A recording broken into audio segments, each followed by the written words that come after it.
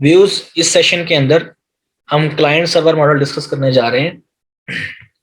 Client basically वो entity है जो कि रिक्वेस्ट जनरेट कर रही होती है और सर्वर वो एंटिटी है जो कि उस रिक्वेस्ट को प्रोसेस करके रिस्पॉन्स कर रही होती है। इन दोनों के दरमियान जो आपका आईएसपी नेटवर्क सर्विस प्रोवाइडर है, ये बहुत वाइटल रोल प्ले करता है।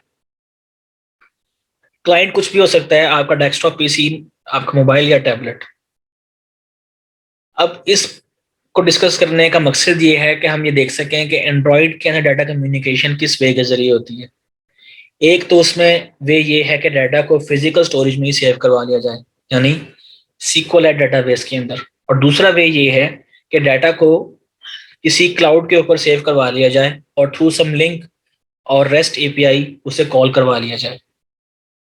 इस मकसद के लिए हम दो काम कर सकते हैं। एक काम तो ये कर सकते हैं कि हम एक होस्टिंग डोमेन और होस्टिंग बाय कर लें और उसके ऊपर हम डाटाबेस बिल्ड करके और वहाँ पे सारा डाटा सेव करवा लें और अपनी जो है मोबाइल एप्लीकेशन को उससे लिंक करवा लें। दूसरी अप्रोच ये है कि हम अपनी मशीन को ही फिजिकल स्टोरेज के अंदर या लोकल मशीन के अंदर या लोकल सर्वर के अंदर कन्वर्ट कर लें और वहाँ पे डाटाबेस क्रिएट कर ली जाए और वहाँ से डाटा को फेच कर लिया जाए थ्रू सम आईपी एड्रेस। इसके लिए एंड्रॉयड के अंदर जो लैंग्वेज यूज होती है that is called Jason, JavaScript object notation. ये बेसिकली वो लैंग्वेज है कि जो कि आपके डाटाबेस के डाटा को कन्वर्ट कर देती है सिंगल एंटिटी के अंदर, यानी वो एंटिटी जिसे एंड्रॉयड समझ सकता है उसमें कन्वर्ट कर देती है और एंड्रॉयड उसके जरिए फिर सेंड या गेट कर लेता है डाटा को, यानी जो ट्रैफिक है वो उस वे के जरिए हो सकती है। अब हम डिस्कस करते हैं कि लोकल उसके लिए हम क्या कर सकते हैं। सबसे पहले तो ये कि अगर आप चाहते हैं कि आपको क्लाउड स्टोरेज बाय कर लें तो उसके लिए दो तीन ऑप्शंस हैं, यानी होस्टिंग प्रोवाइडर्स हैं, जैसे ब्लू होस्ट है, नेम चीप है, गोडैडी है। ये इस तरह के होस्टिंग प्रोवाइडर्स हैं, यहाँ से आप होस्टिंग बाय कर सकते हैं। दूसरी इसमें यह है कि हम एक सॉफ्टवेयर डाउनलोड कर लें अपने पास जैम्प का और उस सॉफ्टवेयर की मदद से हम अपनी मशीन को लोकल सर्वर में कन्वर्ट कर लें।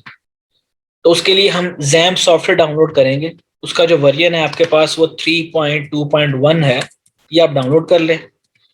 एग्जाम्पल मैंने अपने पास डाउनलोड कर लिया। जब आप डाउनलोड कर लेंगे तो आपके पास इस तरह का कंट्रोल पैनल ओपन हो जाएगा और उस कंट्रोल पैनल के अंदर आपके पास दो ऑप्शंस आ रही होंगी, एक अपाचे और एक माईसीक्वल।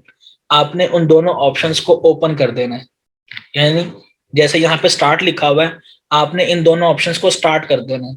जब आप स्टार्ट करेंगे तो आपके पास कुछ इस तरह की वैल्यूज लिखी हुई आएंगी, यानी आपके पास प्रोसेस आईडीज और पोर्ट नंबर लिखे आ रहे होंगे। जब ये चारों वैल्यूज आपके पास आ रही हों तो इसका मतलब ये है कि आपकी मशीन अब एक लोकल सर्वर में कन्वर्ट हो चुकी है। तो उसको एक्सेस करने का वे ये होता है, आप अपने पास न्यू टैब ओपन करें और वहां लिखें लोकल होस्ट स्लैश php माई एडमिन।